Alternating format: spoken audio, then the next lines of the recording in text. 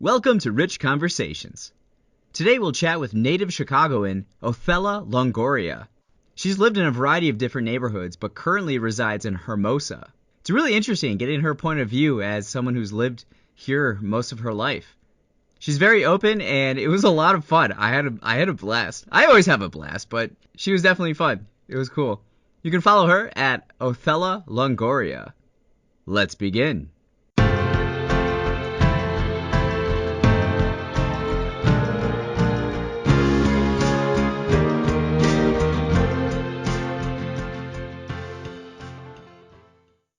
All right, so we're here with Othela. How are you doing during the COVID-19 situation? Um, so COVID hasn't really affected me, I guess, as badly as it's affected the rest of the city. I still have a job, luckily. I have been working actually a lot longer hours, a lot harder. I think this week I punched in about 50 hours in 4 days, which Okay, is that's pretty insane. intense. Yeah. Oh yeah, it's very intense. Um, I'm trying to think what else. Besides not really going out, but I'm a Are hermit you anyways, so it are doesn't you working matter. at home or where are you working? So I'm a pharmacy technician, so unfortunately I can't work from home. That's considered illegal. It's frowned upon. um, but yeah, I have to go to work every day. I work actually in Gold Coast to take care of my patients down there who are like a lot more elderly, rich people. Gold Anyways, Coast? Yeah. Gold Coast, yeah.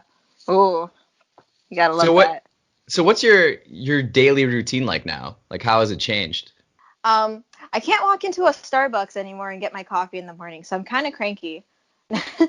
So do you make I the have, coffee at home or how do you do yeah, it? now I have to make my coffee at home like a peasant. No, I'm It doesn't kidding. taste the same.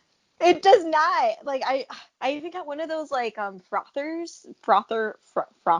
frother. Anyways, it's like the little thing for the cream to warm it up, so you can make it kind of like your own caramel macchiato at home. It tastes like shit. Don't do What? it, or I'm doing it wrong. Yeah. I just drink it black, so I don't know. What are you drinking right now? I am actually drinking Starbucks caramel creme. I'm trying to look at the K cup from here. Caramel creme. It's black because I ran out of cream and I have no sugar because I forgot to buy some. And if you go to the grocery store, you have to wait in line an hour. Mm-hmm.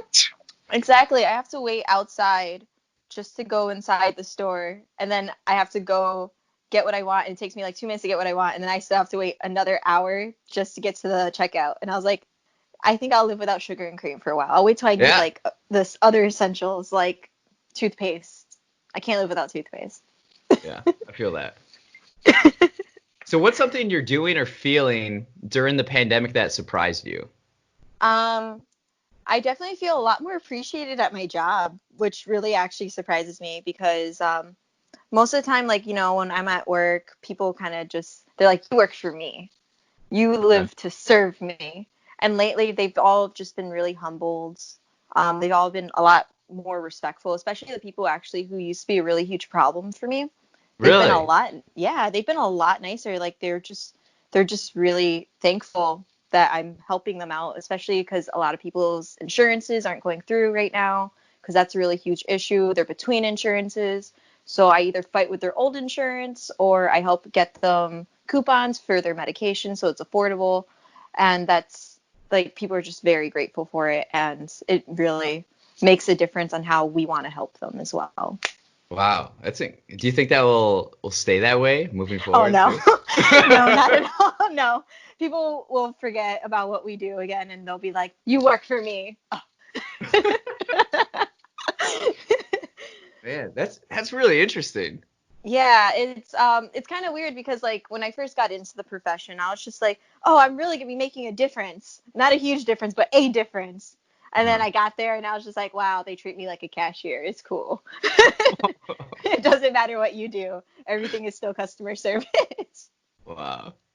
So how long have you lived in Chicago? So I was actually born and raised here in Chicago. I was born in the Humboldt Park area, and then I grew up mostly in Logan Square before Logan Square became what it is now, Uh-huh. which is, I'm not gonna lie, a lot more fun than when I grew up. All we had was liquor stores and like maybe the little corner store. Like now there's a Walgreens there. There's like all kinds of stuff. There's bars, but then again, I couldn't go to bars when I was younger. Not Right. the point. The point is like it's a lot more lively. There's a lot more fun stuff going on there. There's a skate park. I wish I had that when I was a kid. That was definitely not there. It's it's changed a lot actually throughout the years. I've also lived all over the northwest side, so Belmont Cragen area. I've lived in Norridge. I've kind of lived all over the northwest area of the Do city. you do you identify with one neighborhood in particular, or I would say the neighborhood I identify with most might be either Logan or Hermosa. okay, what's Hermosa like? So Hermosa is actually it's weird because it's one of those neighborhoods that's kind of forgotten right now. There's actually a huge debate going on with the people who live in this neighborhood who say that they feel like they're being erased because Hermosa in Spanish means beautiful, and it's kind of like the beautiful Hispanic neighborhood. That's kind of what this neighborhood is supposed to stand for. But since the Disney house is in this neighborhood, they want to consider it Logan Square, and they're The kind of what? The making it Disney house? yeah, the Walt Disney House. It's a national landmark. It's actually right here in Chicago. He grew up, I think, like a few blocks away from my house, which Oh is my, insane. Yeah, oh my isn't that goodness. cool? The more you know. I started reading his biography, and yeah, they go his dad and everything. They're here. They were in Chicago for a while, and he has a strong affinity with the Midwest. Wow. So in Right? Hermosa, Yeah, in Hermosa, that's where Walt Disney's house is. And it's funny because, like I said, the huge debate is like they want to make Hermosa non-existent anymore, and they want to call it like the new part of Logan Square and like just blend it in with Logan Square. okay, So people are just like, so are they trying to erase us? yeah. Think, How yeah. how does that go about? Like what? Because I feel like the neighborhoods are either created by like real estate people, and they like make up terms and like areas. But does the city, how does it define neighborhoods? Well, here's the thing. I think the neighborhoods were established really early on, like during when people were first like moving in and the Yeah. skyscrapers were starting and like people were just starting to move out west and they just started proclaiming their own neighborhoods for whoever was like I guess mainly there. Like the Belmont Cragen area, I actually don't know when it was named that. I remember I was in high school and that was like when it was like self-proclaimed the Belmont Cragen neighborhood. Hermosa definitely has been around for a while. It's just it's been getting smaller and smaller and shrinking. Logan Okay. Square is Huge. expanding. It's so huge. Yeah. Yeah, it's so huge. So like people are just like, where do you live by? I'm like, I live at the edge of Logan, beginning of Hermosa, somewhere inside of Belmont Cragen. They're like, what does that mean? I'm like, Yeah. I wish I could tell you. I really don't know. What neighborhood are you in now? I am in Hermosa. Okay. Well, what is left of it? What is currently left of it? How do you Yeah. commute to work? So it depends because my neighborhood doesn't have that many accessibilities to Right. trains or buses. So I have either I could take one bus if I am early enough. If not, I have to take two trains, two buses and a train. Yeah, Wow. yeah, I know. So Nice. 45 minutes could turn to an hour and a half easily. Wow. I feel like most native Chicagoans I talk to, there's like a badge of honor of being a native Chicagoan. Do you feel that way? I don't know how I feel about being from here. I don't get me wrong, it's my city. I love it. I do. I love it with all my heart. But I definitely would not live here if I could afford to live somewhere else. Interesting. Interesting. But I think it's just because I don't like the colds. Oh, And I feel like the summers here are too cold. the summers are too cold. Yeah, I feel like it's too cold for me. I don't know. It's because I visited other cities. Like I visited San Diego, I visited LA, I visited Houston, Dallas, and I'm like, now this is summer. This is Yeah, hot. that's warm. I can't breathe. Oh, Vegas. I'm like, this is really hot. What are we doing? How do you feel about this last winter? I feel like it was very painfully long. I feel like it's still here lingering actually. Like if you especially because like there's just some days where like it's just extra cold for no reason. Yeah. Or oh my gosh, last year in the middle of July when it hailed and I was just like winter doesn't want to leave, guys. The world is ending. We're gonna We live in didn't the we didn't cold. have it wasn't too harsh though. It It's just wasn't that lingered though. harsh. Yeah. Yeah, it lingers very long. I always say like there's only 3 months of summer here in Chicago. The rest of the year is winter. That's it. Yeah, and like even this last week, like Monday, Tuesday, Wednesday, just the grayness of The this foggy. like oh man. Uh, So yeah. what feature do you love most about your neighborhood? Um, hmm. I would have to say we have the best tacos. The best tacos. That's saying The something. best tacos. Oh, yes, it is. It's very authentic. It's like they haven't lost their touch. They haven't lost their roots. They accept card now, though, which is very helpful. Um, Hmm. the salsa is on point, and the meat is never dry. You gotta love that. Oh, okay. Mhm. Okay. Nice. Yeah. I've definitely tried like some places that used to be like the places like El Patron. I used to love their Okay. tacos, and then I don't know what happened, but they lost their way. Their tacos taste very not right. Okay. Sorry, El Patron. If you hear this, I'm sorry, but Calling fix it. shots. I'm just saying, you guys should not be charging for chips and salsa. That is wrong. So if you have an open day, how would you normally choose to spend it? Pre-COVID or post-COVID or during COVID? Pre-COVID. Pre-COVID. So typically on my days off, I would either prepare for upcoming conventions because I'm really big on cosplay and conventions and stuff that I go to with my friends. If not, I will be either at the gym, running around with my dog, just getting errands done, and if it's hot outside and it's nice enough, like maybe go to a forest preserve with some friends and just walk around. What forest preserve? There was this one place we used to go to. What was it? It was Thatcher Woods. It was definitely one of the first forest preserves I went to, and I learned Converse are not hiking shoes. They're like not even walking shoes. This is bad. They're barely shoes. Yeah, no. So I I suppose learned the you're hard closer to way. nature that way, though. Yes, I Like, had dirt inside my toes and everything. It was great. The deer almost thought I was a part of a tree. It's cool. Okay. When you think of um, Chicago, mhm. what colors do you imagine first? Lots of blues. I imagine a lot of blue. Only because I remember when I was a kid, my grandma took me on this water taxi boat tour thing. Yeah. And if you're sitting in just the right spot on the right day when the sky is completely clear, the sky reflects off of the water and the water reflects off of the buildings all around you. And all you see is just like blue, and it kind of makes you feel like you're underwater. And it is the most beautiful thing. And I guess that kind of stuck with me because, like, if you think about it and you go to Navy Pier, which is another really big area, like, you see nothing but, like, endless blue. Yeah. And I'm not sure if that's just because the water's so clean or if it's just, you know, the way the light and the sun reflects off the water reflects off the sky. The But it's science just stuff, yeah. the science stuff. But it's one of the most incredible things. Like, I don't think I've seen so many shades of blue in any other city besides maybe San Diego, and that's if you go by the beach. But Chicago definitely has ways of making it more amplified because of the way they design their buildings accordance to that. Wow. I like that. Oh, thank you. Thank you. What Yeah. can I say? Oh, I dropped my headphone. What's your proudest moment as a Chicagoan? uh, Hold on. That's a hard one. Okay. Um, hmm. As a Chicagoan, I have been to almost every Chicago major event, at least once.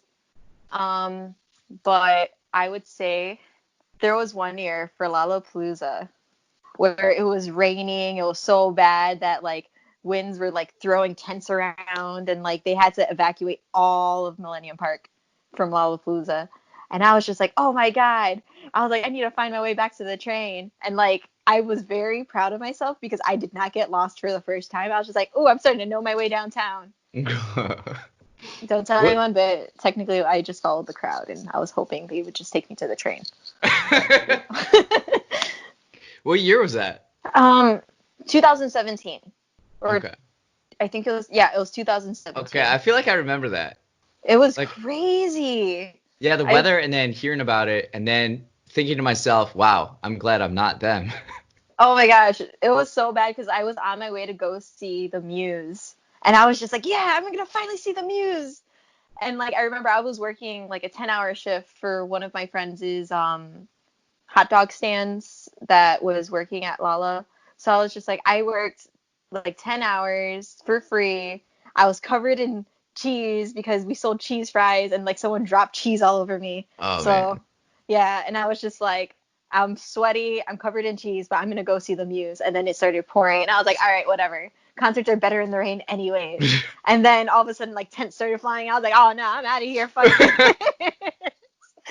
Do you But feel yeah, like there's that like was. a camaraderie with experiencing that with other people? Um, That's a good question. I would say, I don't know, honestly, because I was actually by myself when that happened. I had Oh, no really? friends with me. Okay. Yeah. So I was just like kind of like if I was in a group, it probably would have been a lot more funny. Would have probably had like a plan of what to do afterwards. But because it was just me, I was just like, ah, man, I'm gonna have to go home. I have nothing else to do.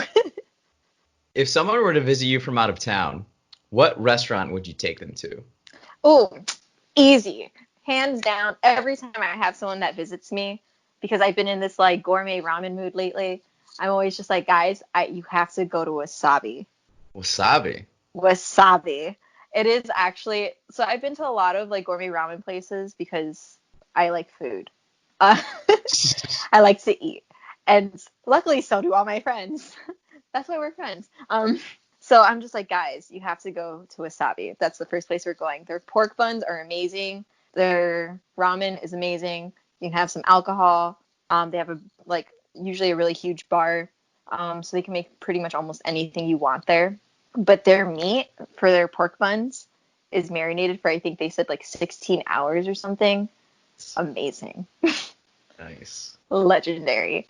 And every single person I take there, they love it. There was someone that I brought all the way from like Canada, and they were just like, "This is my favorite restaurant. I never want Wow. to leave." And I was just like, it's a $80 bill, so we're gonna have to leave." Nice, wasabi. Wasabi. What's your hidden gem in the city? Ooh, okay. Like food wise or hangout wise or Your discretion. oh. um So I would say hangout wise, my hidden gem would have to be Ignite Gaming Lounge. Where's that? What is that? So it's a video gaming lounge. There's one in the city and then there's one in the suburbs. The one in the suburbs sells alcohol, which is nice, but it's very affordable. So they have like this whole area full of computers where you can just play League and World of Warcraft, and it's so much fun. And then they have these big TVs and this big like projector where you can play Super Smash Bros. They have Super Smash Bros. Tournaments. They have every Xbox and PS4 game that you could think of, and you could just play it on big TVs with your friends. But most importantly, they have a rock band room. I Rock love. band, a room. Yeah, it's a soundproof room where you and your friends can just play rock band for 2 hours at a time. Wow. And it is so much fun. Where is this place? So this place, I don't know what neighborhood that is. I think it's, is it North Park neighborhood? It's like by the intersection of Belmont, Elston, In like Ashland, no, California?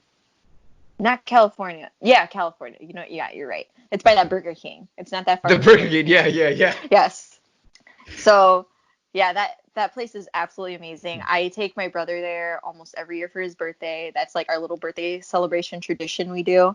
And then afterwards, we go to Honey Butter Chicken next door, which has Oh, amazing, amazing chicken. nice. But if it's like my hidden gem, I guess, for just hanging out by myself or just hanging out with my dog would be probably Reese Park. Because there's this little area where it's kind of just like a lake. They have this little willow tree, and you kind of could just sit there and like hang out by the pond, and it's really nice. Where's Reese Park? I'm looking it up right now. So Reese Park is in the Austin neighborhood, kind of by It's Brickyard like West Mall. Side. Yeah, How do you spell Reese? RIIS, I think. Ah, that makes sense. I was like, I spelled I it. think. Okay, cool. I did not want to steer you wrong, but I was totally going to steer you wrong if I kept talking. Okay. Let's see. Tell me more about Reese Park. So I remember it was definitely a place I used to skip school when I was in high school. I used to go there with all my friends. We used to play Yu-Gi-Oh there actually, which was a lot of Yu-Gi-Oh. fun. Yu-Gi-Oh, yes, Nice. yes. I used to be a Yu-Gi-Oh geek when I was a freshman.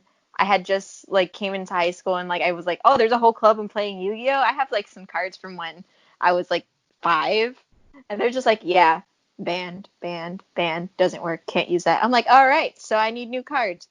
Rules changed, and I was just like, oh, okay. Wait, I was like a fan of the OG Yu-Gi-Oh.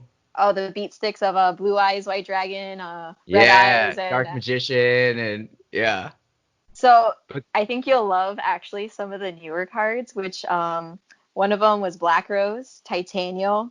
Titanial's a beast. So I used to run plants, a plant deck, which is like I guess very nobody really messes with those I guess as much.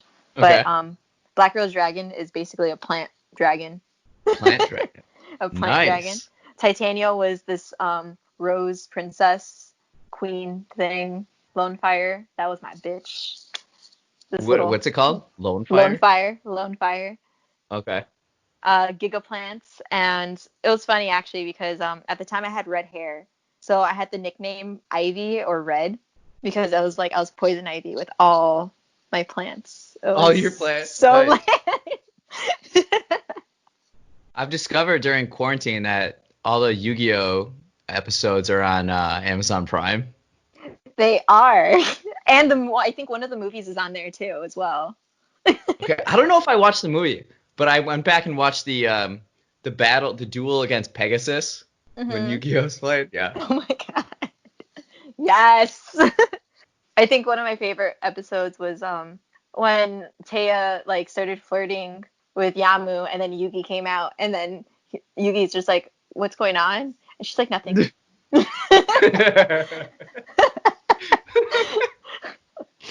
Oh man, yeah, I love that show. Love that show. All Cards, the I had the hidden cards too. jokes. Oh, Yeah. ooh. Okay, better question. Now I get an interview question for you. What did you Oh. used to play with? What was your Uh, favorite card? so I liked, so I would play against my little brother, and he's 7 years younger than me, and so I was like 14, 15, and he was like 7, and we would often put up our best cards for like whoever wins. We get to Oh my keep other god. cards, and I would crush them all the time because I would always have these like trap cards. I'm trying to think of the deck. Dark Magician is always a favorite. Of My course. brother has the Blue Eyes White Dragons, and he has the like what's the Red Eyes Black Dragon? Is that Hmm. one Yeah, that that's one. Joey had? So my little brother has that one. Yes. I had Gaia the Knight. I know I had some. Honestly, it's been a while that I can't remember. It's okay. I'm sure you had man, I'm trying to think. Yeah, Dark Hole. Dark Hole. Dark Hole's Dark Hole. like it's like a cheat card almost. It is. I Like love I that don't like how card. this field looks. Dark Hole.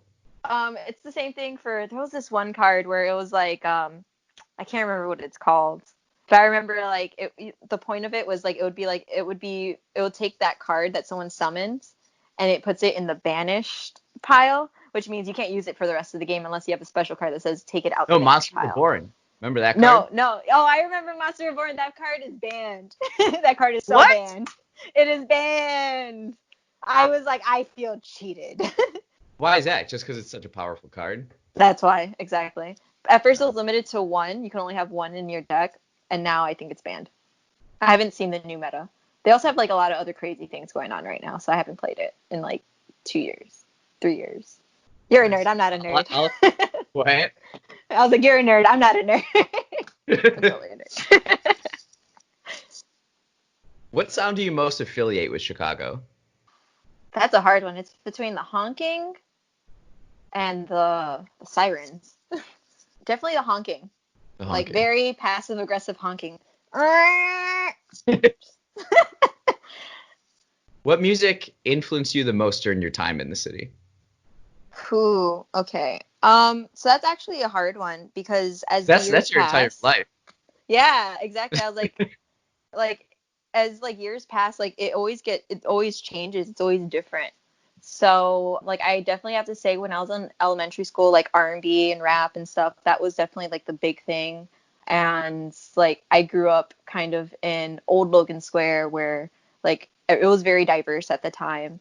So everyone was into rap, everyone was into hip hop, everybody was kind of the minorities in the neighborhood. So we had that, and then we had like our reggaeton, our bachata, and like that was other big, really big stuff that happened as well.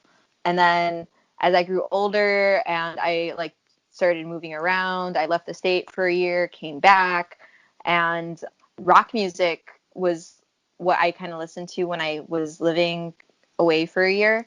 And when I came back, like I found like other people who also listened to rock music, so I kind of affiliated myself with them.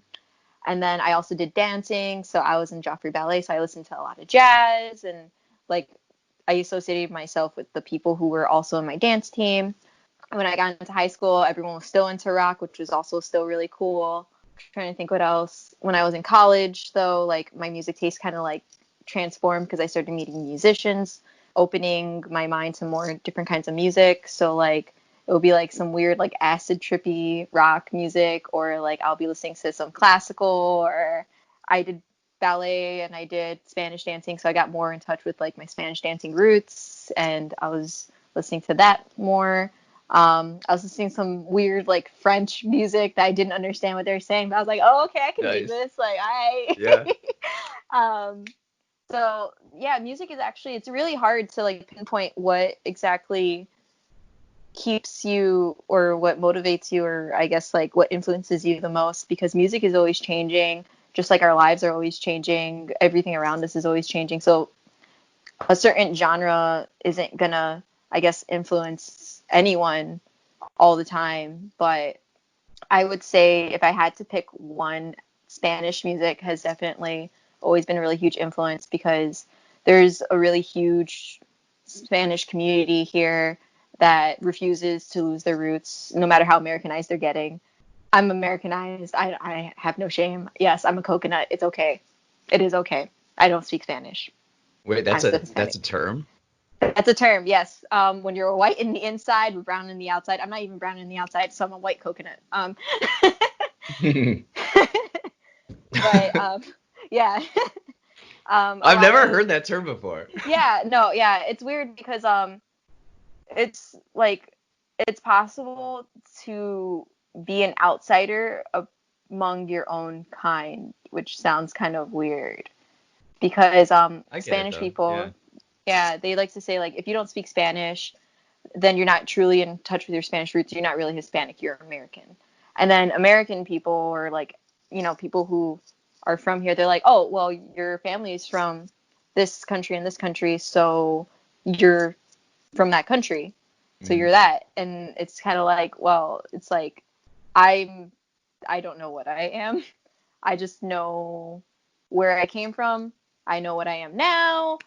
And yeah, I feel like music kind of like stops those barriers a lot, especially if you know like the cultural dances and like you dance with your family. Especially my neighborhood, like sometimes one person will have a party and then like the neighbors will come over and be like, "Yo, you having a party? I'll bring some rice." That's great. I love that. Yeah, like actually, no kidding. There was one time I was just like, I have a roommate actually, so I was just like, hey, I'm gonna go next door and I'm gonna see if they'll let me come into their party. So I just walked in and I was just like, hey, I'm friends with Jose. And they're just like, which Jose? I was like, honestly, I don't know. I just want free food and I want to dance to Spanish music. Is it cool if I just stay for a little bit? And they're like, yeah, come on in, Mija, let's go. Oh, It was that's great. great. Yeah, That's it's great. very, yeah, people around here are very friendly because a lot of them have lived here for years. So they're just like, they're very like open and friendly. Yeah. I'm sorry, I went that really long tangent. No, tangents are very good. I appreciate tangents. What's a common scene in your daily interaction with the city? The bus tracker's lying to me. Um, definitely that. So I remember before, like, days when, like, before the bus tracker existed, before you could text the bus and stuff, and you just have to stand there. I've become very reliant on the bus tracker, especially now that it's on the Venture app. So, like, I'll be like, oh, 5 minutes. I'll be there 3 minutes before those 5 minutes are up. 27 minutes. And I'm like, all right, 27 minutes. I guess I'm walking to the, like, 3 bus stops down because I don't want to wait here for Yeah. 27 minutes. And then I walk half a block and the bus passes me. You bitch!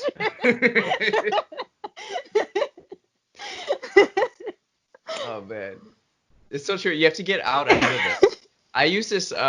Yeah. Which one do I use? So I have two. I have transit stop and fast times. I feel like fast times is pretty accurate usually. Okay. I only use Ventra, and I used to use the CTA app. That app is terrible. Is that the I don't. transit app? The Yeah. transit Well, no. stop one? Yeah, exactly. Yeah. So the CTA app, it's supposed to, like, track, like, the L and the buses, and, like, it's supposed to tell you exactly where it is. And I'm just like, I'm not sure if you're lying to me or if the bus is lying to you to lie to me. Yeah. Yeah. Huh. Oh, I can man. only take so much lying from technology these days. If Chicago were to be destroyed, what's one quality you would choose to keep to rebuild the city? Um, oh, that's hard. Um, hmm, that's hard.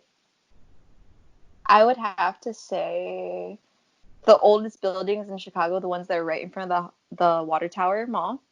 So those buildings, like, they look like little castles. I don't know. It's like every time, like, you go by them, it kind of gives you, like, this feeling of hope. Like, these survived the fire, like, so many years ago. They're still standing, and it's been really, really long time.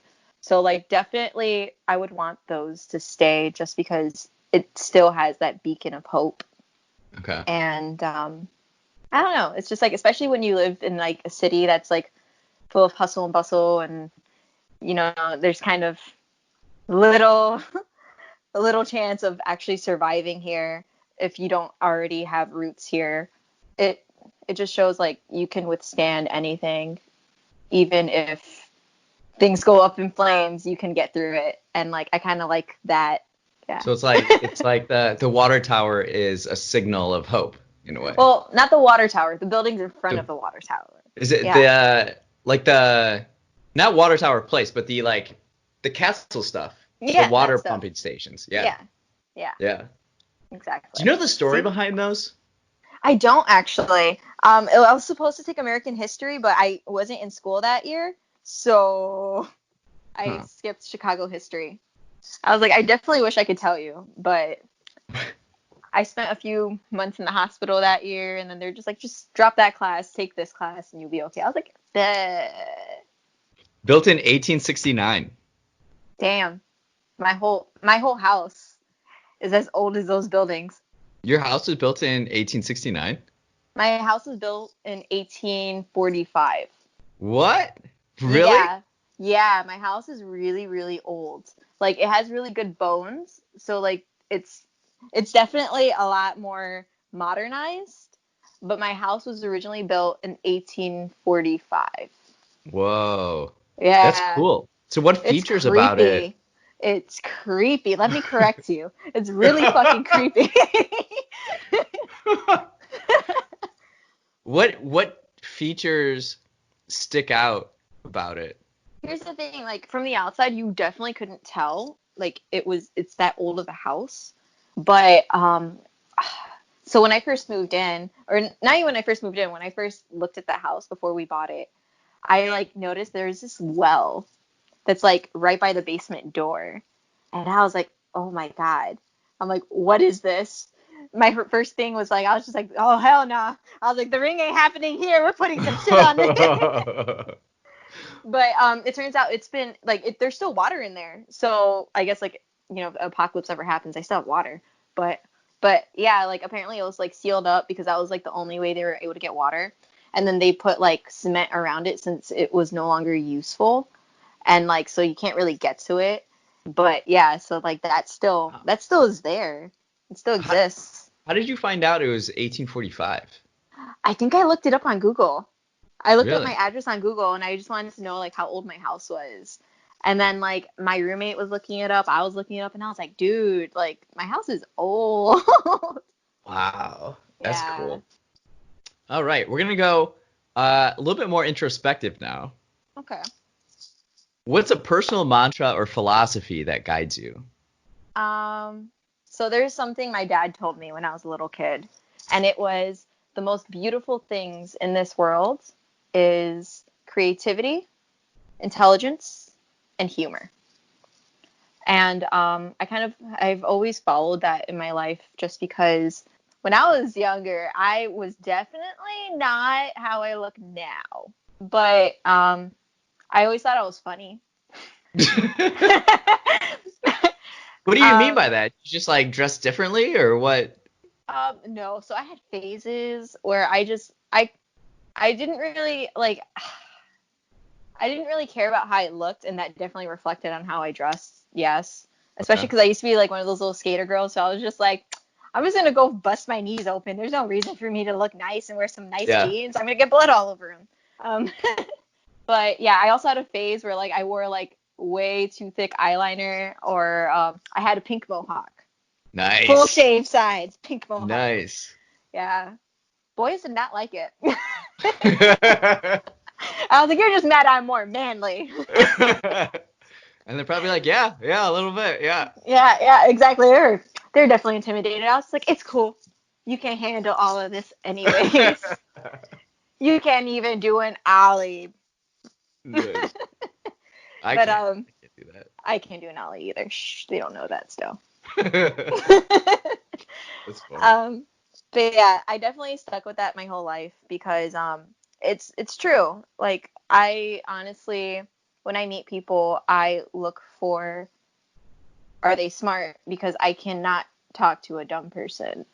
As weird as that sounds, like, and I I just can't. I can't. If I can't have a full on conversation with you, if I can't like exchange like, I don't know, like if I can't, you can't have a debate with me about something like about the aircrafts in World War II, then there's no point in us talking.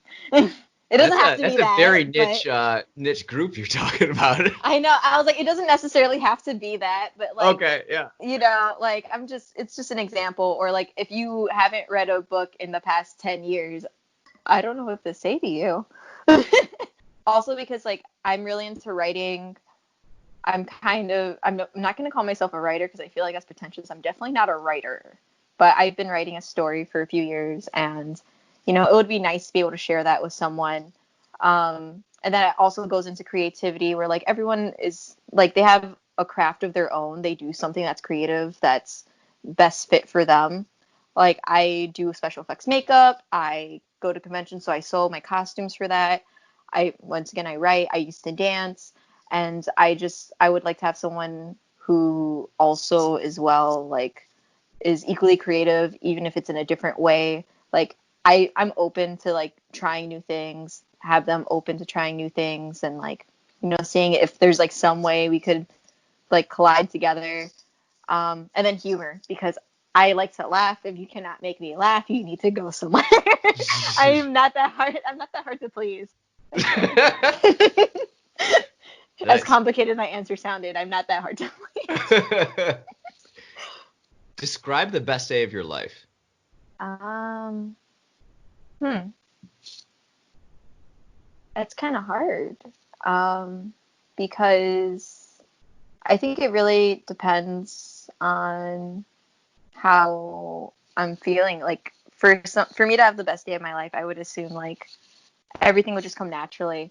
It would just be a day full of like me doing something with people I care about, and us making really great memories. You know what? I do have one. I randomly decided to go to New York, like on the spur of the moment trip. Like I think like a week before I went, Nice. with a busted knee because I busted my knee skateboarding. So I was just like, yeah, I'm gonna go to New York. And then while I was out in New York, I ran into some friends. Like I ran into a friend that actually was supposed to be in Israel at the time. He lives in LA, and he was just there. And I was What? just like, yeah. So I couldn't get into my hotel. And I was like, man. And they're just like I came early to check in, and then the lady's just like, yeah, sorry, but check-in isn't until 3. I was like, I called ahead though. She was like, check-in's not till 3. So I was like, what am I supposed to do? It's noon. What am I supposed to do? And she was like, there's Shake Shack across the street. I was like, can I at least check my bag somewhere? She was just like, you can for a fee. I was like, you're. Yeah. And I was like, all right, whatever. So I went across the street to Shake Shack, ran into my friend there, and I was like, he was like, what are you doing here? I was like, what am I doing here? What are you doing here? You're not even supposed to be in this country right now. Yeah. So that was a very spur of the moment, I guess, trip altogether. I had no plans. I didn't know I was going to know anyone out there. So I ran into him. He introduced me to a bunch of his friends. I had a friend who lived in New Jersey, called him up. I was like, hey, I'm going exploring around New York. You want to come? So it was just like, I think that was one of my best days I've ever had, just because it was so spur of the moment, met new people, put myself out there for the first time, I think, in years. And it ended up, everything was just fine. Everything was fun. That's awesome. Yeah. All the best things are just stuff that you don't plan on and you don't expect, honestly. Yeah. So we spend so much of our lives just planning and doing the same thing over and over that we just forget about, like, it's not about going from A to B. It's about how you're getting there as well. Because if you just go from A to B, and you're not really ever living in that moment, you're just thinking like, okay, I have to do this next, and you're not really living, Yeah. So, yeah. Nice. What's the most influential book you've ever read? Ooh, okay. I know this one. So there was this book I read when I was in high school called Speak. So it's about this girl who was sexually abused before she went into high school, and like she was at this party. So when I first read this book, I was like, wow, this book is really fucked up and sad. But I kind of grew up like in a fucked up situation. So I was just like, I'm fucked up and sad. I could connect with this book. And then a few years later, when I was 18, like I had an incident of my own one day when I was coming home from work. Like a man abused me. So I actually went into like this really deep depression. And then when I was unpacking some of my stuff, because I went to a new apartment, I found this book, and I like started looking back at like some of my annotations on it, and I was like, oh wow, like I really was into this book, so I decided to reread it. Mm-hmm. And I don't know, it kind of goes back to those buildings in front of the water tower. I'm just like, beacon of hope. Like she, like in this book, she overcomes not saying anything and kind of finally talking, because she realizes that if you hold everything in, all it's going to do is tear yourself down. As opposed to if you let it out, then you can not only help yourself, but all the people around you as well. And actually that drove me to stick with my path of pressing charges. And most recently, as a birthday gift, the charges went through, prosecution happened, and it was great. Wow. So, yeah. So little tidbit for you. Yeah, That's it is great. possible. It is possible to speak up and get your way, no matter how hard it can be. Yeah. Thanks for sharing that. That's what's so great about books, right? Is you just like can access that like there's like deep connections with books that you can't get from other sources of knowledge or entertainment, I think the reason why is because you can actually imagine yourself in that place. You have the power to create the visions and see how things go. Like, yes, you're following the words. Yes, the storyline is already written there. But just because of that doesn't mean that you can't see things in your own perspective, and you can't see like, well, maybe if like this happens, like what if this happened instead? Mm-hmm. Yeah. That would have made everything so much different. It's a lot more easier to see other people's lives in perspective as opposed to your own, just because you know the right answers. You just don't want to admit it to yourself. And because of that, like seeing like other people do it, and then you're just like, oh, they should have done this, and then like it makes you stop and realize like, oh shit, like I'm there, I'm them, and they're like, oh. Yeah. So yeah. What's something you're curious about recently? Hmm. Mm, I would have to say how to go about learning how to drive in the city. Because I'm learning how to drive right now. Never really had to drive because I live in the city, so there's buses and trains, Yeah, and I could right. ride my bike everywhere. But, most recently, because I have a dog, I'm just like, oh, I need to learn how to drive. Like, Mhm. I need to learn how to drive. I have no choice. Um, but I would say driving down, like learning how to drive near downtown terrifies me. Okay. It absolutely terrifies me. And I want to I've been really curious on like how people go about like learning how to drive out there because definitely Chicago has its own driving rules as It opposed to does. everywhere It else. does. And like how do people figure that out? Like is there like some kind of like code that I can like look this up so that way I know? And Yeah. it's just like a learn as you go thing and I don't understand that. So I'm really curious how people just pick that up. I was a rideshare driver for 3 years, and yeah, there's a flow to the traffic here, and you have to just go with the flow, and you go with like Chicago's rules rather than necessarily The like what you were taught necessarily, uh, like everyone, you notice that everyone runs the yellow lights, like it's just like accepted. yeah. Um, like you just pick up all these patterns when you're just driving that much. But I would in the morning taking people to work, like going downtown. I used to love it because there's like this flow, this nice flow. Everybody's going in at a certain, like everybody knows where they're going. And in the afternoon though, when you're picking people up, it is so chaotic, and it's just I hated that part of it. Oh, I bet. Oh Uh, God, no. oh man, Traffic by downtown, traffic by like just Lincoln Park alone. Like at Wicker Park, that's the line between like, oh, driving's not so bad to what did I just get myself into? yeah. Like that's where the intersections start like going.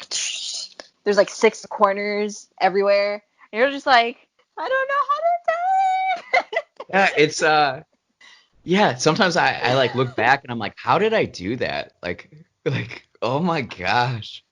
Exactly. See, it's stuff like that why I'm just like, especially because, like I said, I feel like Chicago's just kind of hard to drive in just because, like, like the grid pattern makes everything easy, but there's so many six corner intersections. And I'm just like, uh, like, okay.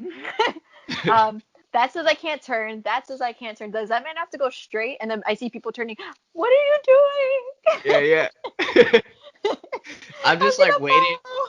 I'm waiting behind people and it's like there's a no turn left signal. Is he gonna do it? He's got his blinker on. He better not do it, you know? And then they Yeah. like try to do it. I'm like, that's effort. Oh my goodness. I hate driving. What's something about you that few people know or understand? I would have to say something that about me that few people know is despite how confident I perceive myself, I do have my moments where I'm very insecure, I'm very depressed, but so does everyone. And it's healthy. Like it's fine. Like everyone goes through it. But very few people know that part of me just because I don't like showing, I guess, vulnerability toward people. I am an open book. I always say that. Like, I'm an open book. I have nothing to hide. I have nothing to lie about.